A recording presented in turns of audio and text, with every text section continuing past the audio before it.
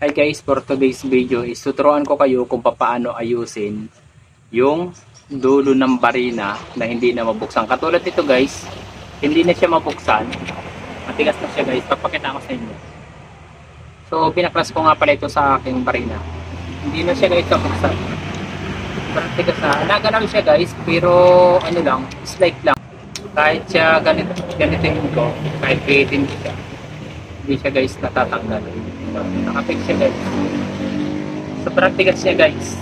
Kasi ang pabukas kasi nito kapag ganon, ayaw niya guys ang buksan. So ayan. So ayan, nakapix na siya guys. Ayaw na siya guys mabuksan. So nabibilog lang yung guys yung aking ulo. Itong ulo lang aking pabukas, ito yung aking ulo. So ayan. Ayan, hindi na guys kayang buksan. Pakita. So ayan, meron ako ditong kahoy. So para mabuksan natin. Sample lang ito guys. Ayan na talaga siya guys. So ito guys yung gagawa natin ng video. Paano natin maayos yung loob ito guys. Kasi tayo bibili. So ayun guys. Kuha tayo ng gasolina guys. Katulad ito. Gasolina ito guys. Tapos magtagal tayo ng bottle. So kaya nga pala guys, dito yung ginawa ko. Gawa na yung dulo para uminalim dito. So pwede natin baliktarin. Pwede naman dito. So ayun guys, ipapasok ko na guys. Panoorin nyo kung paano natin. Ito na guys. Kukuha lang ako guys ng pinipagpatungan. So ito lang sa mga pagpatungan. Ayan, ito na lang guys. So ilalagay natin guys ang gasolina.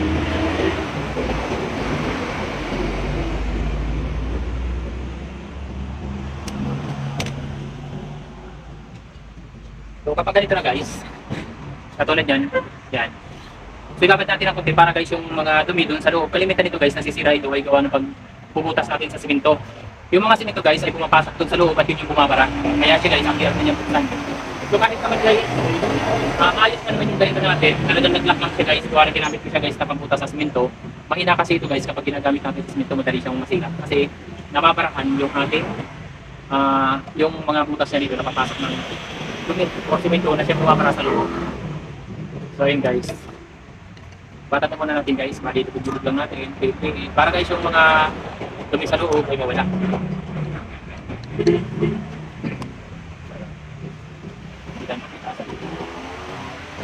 So ganito lang guys yung ating gagawin. Tsaga-tsaga lang muna natin. Ayan. Patuloy natin para yung mga dumi-dumi sa loob matanggal. So guys, ganito lang yung aking ginagawa para makatipid tayo guys. Tipid tips lang din sa mga walang pambili guys. Pero yung mga may pambili ay palpil na lang ninyo guys para hindi na kayo mahirapan. Pero sa mga walang pambili ito guys, yung video nito mula sa mga walang pambili, ako lang yung budget natin guys. So ayan, pipilitin natin guys.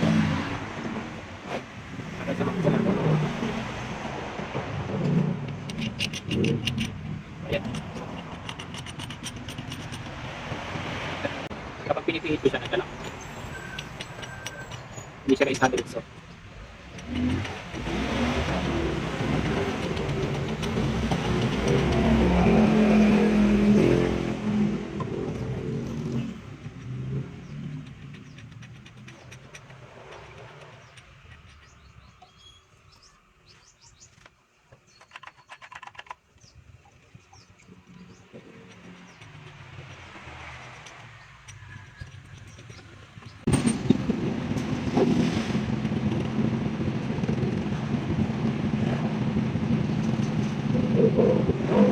Nakakita.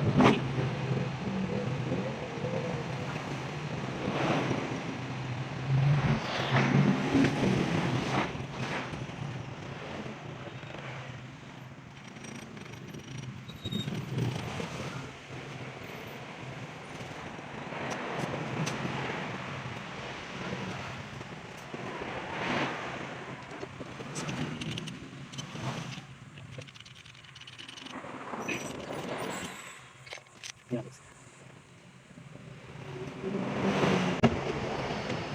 Yan natin guys yung sa magkita. So yun guys, maraming dumi. Kaya siya guys, kailangan natin tsagan talaga na pipitin siya guys hanggang sa maubos yung mga dumi sa loob. So yun, kita pa ninyo. Kaya siya guys, hindi halos nabuksan gawa ng mga dumi. So ayan no, kailangan natin talagang tsagain na tanggalin.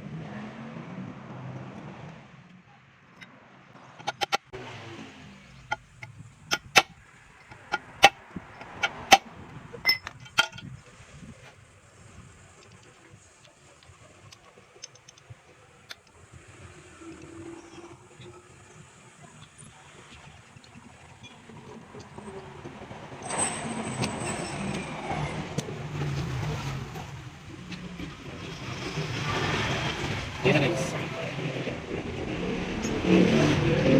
Okay na siya guys.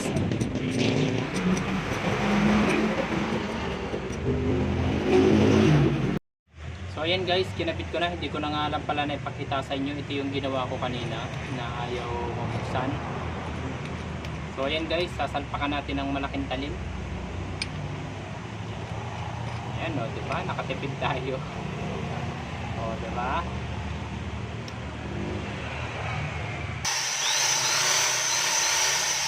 Okay na siya guys.